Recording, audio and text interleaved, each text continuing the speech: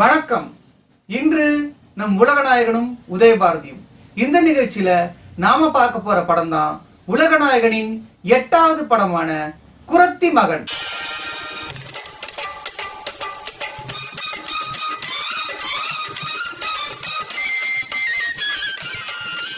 இந்த குறத்தி மகன் படம் உலகநாயகனோட 8வது படமா சொல்லப்படுது. ஆனா ராஜபார்வை வரிசையில, அதாவது கெஸ்ட் ரோல் அல்லாத படங்கள்ல இது பாத்தீங்கன்னா அவருடைய 7வது படம். ஆனா இந்த படத்தோட இவரோட கேரக்டரை வச்சு பார்க்கும்போது இந்த படம் வந்து கெஸ்ட் ரோலா தான் இருக்கும் அப்படின்னு நாங்க நினைச்சுக்கிட்டு இருந்தோம். லக்ஷ்மண் ஸ்ருதி, அப்புறம் ஒரு சில புக்கு, ஒரு சில வெப்சைட்ல எல்லாம் குறத்தி மகன் கெஸ்ட் ரோல் அப்படின்னு தான் போட்டிருந்தாங்க. ஆனா அதுக்கப்புறம் நாம தேடி போய் பார்த்ததுல அது ஒரு கெஸ்ட் ரோல் இல்ல, அது ஒரு பிரீஃப் ரோல் அப்படின்றது புரியுது. சோ அந்த படம் கணக்குல வரும், ராஜபார்வை லிஸ்ட்ல கணக்குல வரும். ஊர்ல எங்க தேடியும் குறை கூட்டத்தையே காணப்பா. வர வழியில ஒரு குறவை தனியா சுத்திட்டு இருந்தான், பிடிச்சு இழுத்துட்டு வந்துட்டேன். ஆனா இந்த குறத்தி மகன் படத்துல கமல் சாருக்கு ரொம்ப சின்ன ரோல் தான் இந்த படத்துல இருக்கு.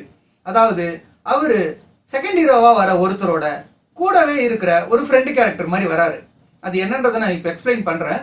பட் உலகநாயகனுக்கு இது வந்து ரொம்ப ஒரு எப்படி சொல்றது, அது வந்து ஒரு சிங்கத்துக்கு தயிர் சாதம் வச்ச மாதிரி ஒரு சின்ன ரோலா கொடுத்துருக்காங்க. ஆனா அந்த காலத்துல அசிஸ்டன்ட் டைரக்டரா ஒர்க் பண்ணிக்கிட்டு, அசிஸ்டன்ட் டான்ஸ் மாஸ்டரா ஒர்க் பண்ணிக்கிட்டு உலகநாயகன் இந்த படத்துல நடிச்சிருக்காரு. அதுவும் ஒரு அவுட் ஆஃப் ஃபோக்கஸ்ல இருக்க ஒரு ரோல்ல பண்ணிருக்காரு. அப்படி இருந்த உலகநாயகன் இப்படி பெருசா இருக்காரு அப்படின்னு பார்க்கும்போது பெருமையாவும் இருக்கு. சொல்கிறேன், மாணவர்களாகிய நாம் நமது கடமையை உணர்ந்து முழு மனத்தையும் படிப்பில் செலுத்தி படித்து முன்னேறுவதை காட்டிலும் ஒரு பெரிய சேவையை செய்யலாம் சார். ஒரு பையனுக்கு பொம்பளை விஷத்தை போட்டு சிங்கப்பூர் சித்திரலேக்கான விளம்பரம் பண்ணி இப்படி ஆபாச நடனம் நடத்துறாங்களே, இதை கேட்கறதுக்கு யாருமே இல்லையா சார்? இந்த படம் ஏப்ரல் மாசம் 29ஆம் தேதி 1972 ஆண்டு ரிலீஸ் ஆயிருக்கு.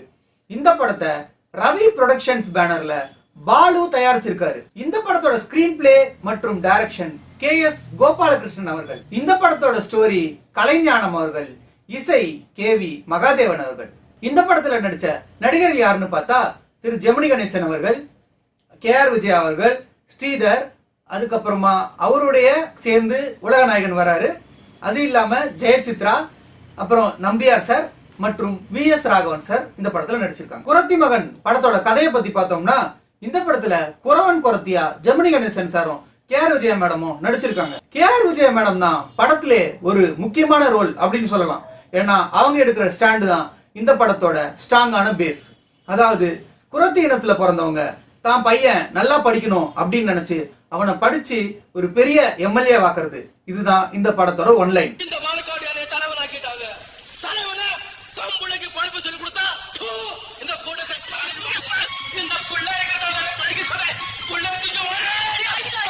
படத்தோட ஃபர்ஸ்ட் சீன்ல VS ராகவன் சாரோட பையனுக்கு பாம்பு கடிச்சிருது.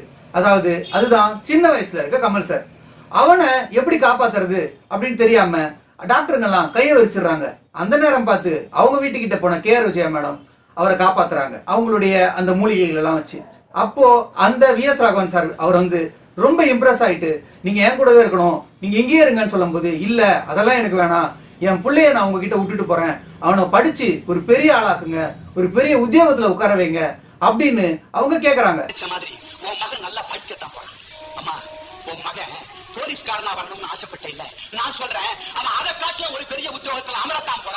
ஏன் இப்படி சொல்றாங்க அப்படின்னு போய் பார்த்தா அங்கதான் கொண்டு வராங்க பிளாஷ்பேக்.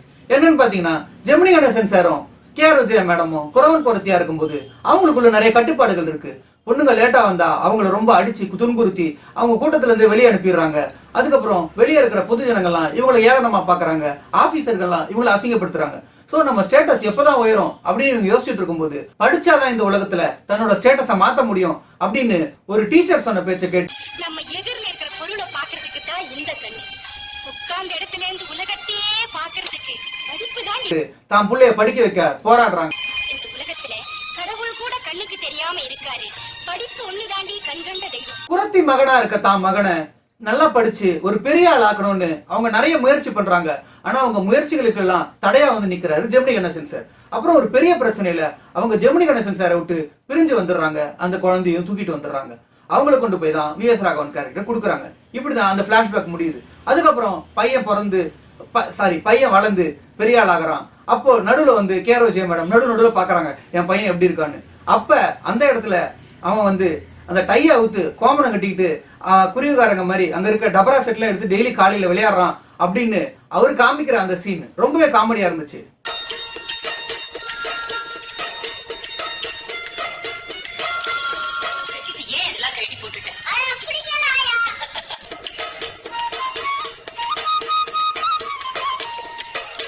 அதுக்கப்புறம் குரத்தி மகனும் விஎஸ் ராகவன் சார் பையனான கமல் சாரும் 2 பேரும் பெருசாகிறாங்க. அப்பதான் 2 பேரோட இன்ட்ரோடக்ஷனையும் ஒன்னா காமிக்கிறாங்க. விளையாட்டுலயும் ஜெயிச்சு கப் வாங்கியிருக்கானா? Very good very good Raja, நீ இனிமே கப் வாங்குறதுக்கு முன்னாடி அப்போ நீங்க மாணவன் தலைவரா உன்னை தேர்ந்தெடுத்துட்டாங்க அப்படின்னு ஸ்ரீதர் சார் கிட்ட போய் கமலஹாசன் சார் சொல்றாரு.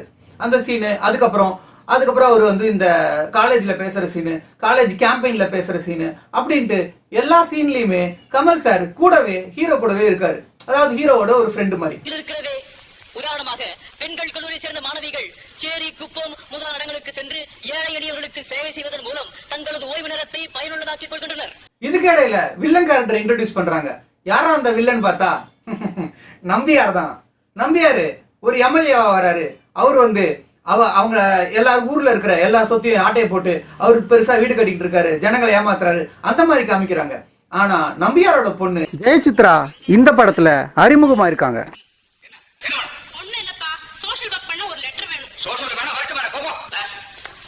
அதான் செகண்ட் ஹீரோவான ஸ்ரீதரை லவ் பண்றாங்க. அந்த சீன்ஸ் எல்லாமே கொஞ்சம் ரொமான்டிக்கா காமெடியா போயிட்டு இருக்கு.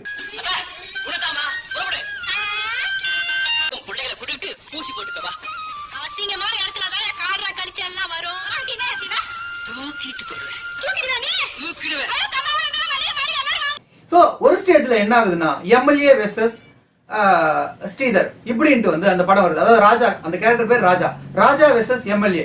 அந்த மாதிரி அந்த படம் டேர்ன் ஆகுது. ஹீரோயின் வந்து இவர் சைடு கூட இருக்காங்க. கமல் சார் கூட இருந்து அந்த தேர்தலுக்கு அது இதுக்குன்னு எல்லாத்துக்குமே வந்து ஒத்துழைக்கிறாரு.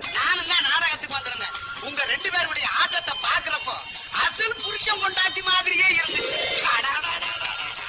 என்ன ஜெயிக்கணுமேங்கிற ஆவேசத்துல அவன் ஒரு கல்லூரி கட்ட தொடங்குறாரு இல்லையா? அப்படி கட்ட தொடங்கினா நம்ம ஊருக்கு ஒரு நல்ல கல்லூரி கிடைச்சிடும். நேரத்துக்குள்ள யாராவது வேட்பாளர் மனுவை தாக்கல் பண்ணல, எங்க அப்பா அண்ணன் புஸ்தகம் வந்து. அப்புறம் படத்துல ரொம்ப 2 இன்ட்ரெஸ்டிங்கான சீன்ஸ். அது என்னன்னு பார்த்தா அவங்க காலேஜ்ல கல்ச்சரல்ஸ் வரும்போது என்ன டான்ஸ் ஆடலாம் அப்படின்னு பார்த்தா ஸ்ரீதர் சார் என்ன சொல்றாருன்னா, அப்பா குறத்தி ஆட்டம் ஆடுறப்பா அப்படின்னு அவங்க விஎஸ் ராகவன் சார் கிட்ட அவர் சொல்றாரு. உடனே விஎஸ் ராகவன் சிரிக்கிறாரு, பத்தியா இவனுக்கு அந்த இது விட்டு போல அப்படின்னு சொல்லிட்டு. சோ யாராவது வந்து ரியலான ஒரு குறத்தியை கூட்டின்னு வந்து அவங்க கிட்ட நம்ம டான்ஸ் கத்துக்கணும் அப்படின்னு கூட்டின்னு வரும்போது பார்த்தா ஜெமினி சாரே வந்து அவங்களுக்கு டான்ஸ் கத்து கொடுக்குற மாதிரி சீன்ஸ் எல்லாம் இருக்கு. கூட்டமா இருக்கும். ஏப்பா நீ கூட்டிட்டு வந்தது குறவன் தானா? சின்ன விஷயங்களை தான் நல்லா கவனிக்கணும். உட்காந்து சாப்பிடுப்பா. நான் அப்புறமா சாப்பிடுறேன். இது தூரத்துல இருந்து கேஆர் விஜயா மேடம் பார்த்துட்டு அவர் தாங்க என் புருஷன் அப்படின்லாம் மாதிரி சொல்ற மாதிரி.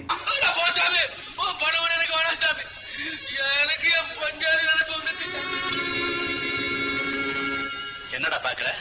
நீ அழைச்சிட்டு வந்த ஆள் போறானேன்னு பாக்குறியா? அரஞ்சனா பாரு. இல்லப்பா அதுதான் என் புருஷன் சாமி. என்னடா இது? இந்த குறத்தி டான்ஸ இவங்க ஸ்டேஜ்ல ஆரம்போது இதை பார்த்து கேஆர் விஜயா ரொம்ப சந்தோஷப்படுறாங்க.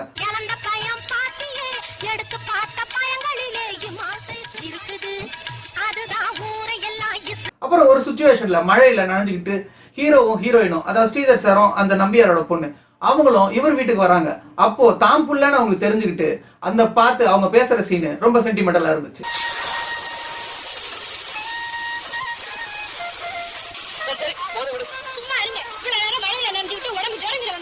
கல்யாணம் பண்ணி போற பொண்ணு இந்த பொண்ணை விட்டுறா சாமி. இந்த மாதிரி பொண்ணு எனக்கு கிடைக்காது சாமி. நான் கண்ணால வீட்டுக்கு முன்னால குந்திக்கிட்டு சாமே எனக்கு சோறு போடு சாமேன்னு கத்துவேன் சாமி. ஸ்ரீதரை எம்எல்ஏ ஆக்கணும்ட்டு கமல் சார் எல்லாருமே, அவங்க வைஎஸ் ராகவன் சார், அப்புறம் கேஆர் விஜயா மேடம், அப்படி எல்லாருமே வந்து இந்த கேம்பெயினுக்கு போயிட்டு இருக்கும்போது அப்போ ஜெமினி கணேசன் சார் இவங்களை பாத்துடுறாரு கேஆர் விஜயா மேடம். அப்பதான் இவ்வளவு நாள் நீ எங்க போன, நான் என்னை விட்டு ஏன் போனேன் அப்படின்னு சொல்லிட்டு அவங்க 2 பேர் சேர்ந்துட்டு யார் நம்ம பையன், ஓ இவர் ஸ்ரீதர் சார் தான், ராஜா தான் நம்ம பையனா அப்படின்னு தெரிஞ்சுக்கிற அந்த சீனும் ரொம்ப நல்லா இருந்துச்சு. நம்ம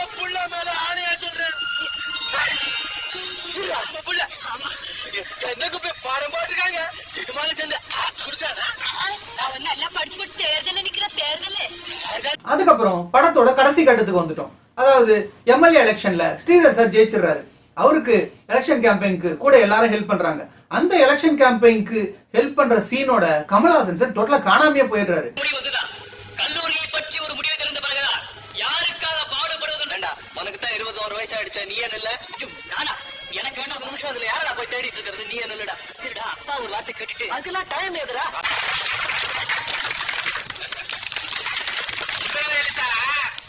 இவருடைய பெருந்தன்மையை நீங்க நல்லா தெரிஞ்சுக்கல. அதுக்கப்புறம் படத்துல நிறைய டர்ன்ஸ் வருது, ட்விஸ்ட் வருது, கிளைமேக்ஸ் வருது.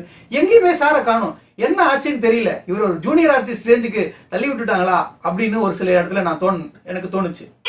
இன்னும் கல்யாணமே ஆகல. கல்யாணமாகாத கல்லூரி மாணவிக்கு இத்தனை குழந்தைகளா?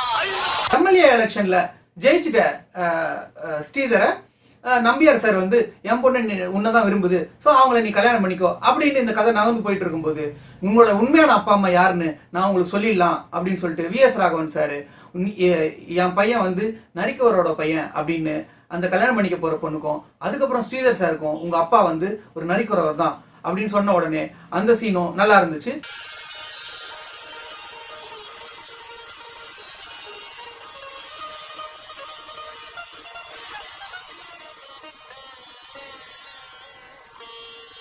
அதுக்கப்புறம் ஜெமினி கணேசன் சாரையும் கேஆர் விஜயா மேடமையும் அவங்க ஏதோ ஆப்கானிஸ்தான்ல இருந்து இவங்க அப்பா அம்மா இருக்காங்க அப்படின்னு கூட்டு வந்து கிளைமேக்ஸ்ல ஒரு ஆக்டிங் மாதிரி கொடுக்குறாங்க. ஆனா அதை நம்பியார் சார் கண்டுபிடிச்சிட்டு இவ்வளவு கேவலமான ஒரு ஃபேமிலியில நீ பிறந்திருக்க, நான் என் பொண்ணை நான் கட்டி கொடுக்க மாட்டேன் அப்படின்னு அந்த இடத்துல கிளைமேக்ஸ்ல சூடு பிடிக்குது. அங்க என்னடா ஆகும் அப்படின்னு பாத்துக்கிட்டு இருந்தா பிளாட்பார்த்ல ஆயிரக்கணக்கானவங்களோட படுத்து தூங்கும் போது கூட கட்டின புருஷன் ஒருத்தனை தான் சாமி கட்டி பிடிப்போம். ஆயிரக்கணக்கான வருஷமா எங்க கொலை கூட்டத்துக்குன்னு ஒரு கையளவு பூமி சொந்தமா இருக்கா? நீ என்ன பண்ற சாமி? இப்படி என்னடா ஆகும் அப்படின்னு விறுவிறுப்பா போயிட்டு இருக்கும் போது அது எங்க வந்து முடியுதுன்னு பார்த்தா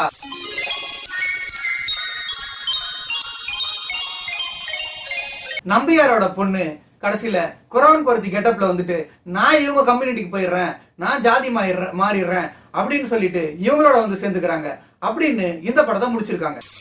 மாஜி எம்எல்ஏ சாமி, உங்களுக்கு சக்தி இருந்தா என்ன தடுத்து நிறுத்திக்க சாமி. பிளாட்பார்த்துக்கே போவோம்.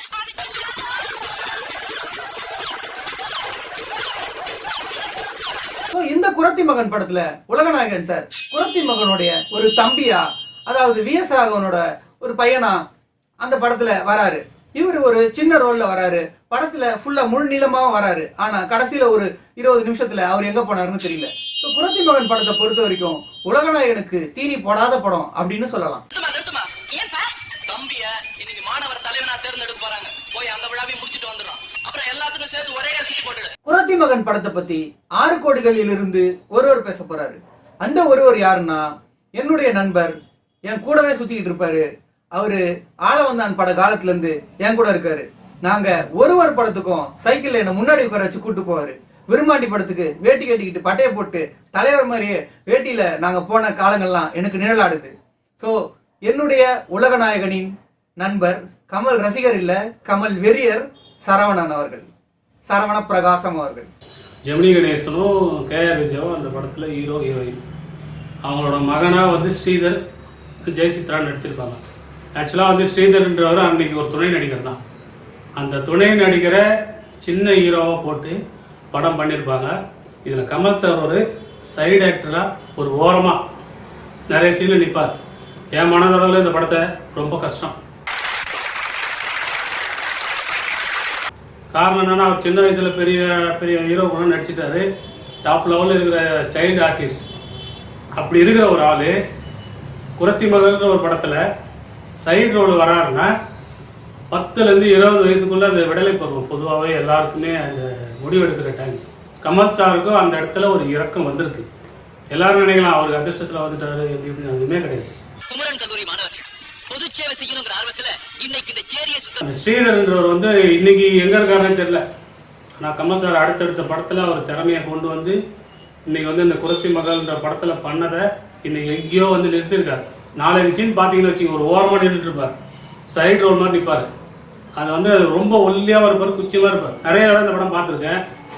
அந்த ஹீரோ ரோலில் நடிக்க வேண்டியது அதில் அறிமுகமானாங்க ஜெயசித்ரா. அவங்களும் அடுத்த காலகட்டத்தில் பெரிய அளவில் ஹீரோயின் ஆனாங்க.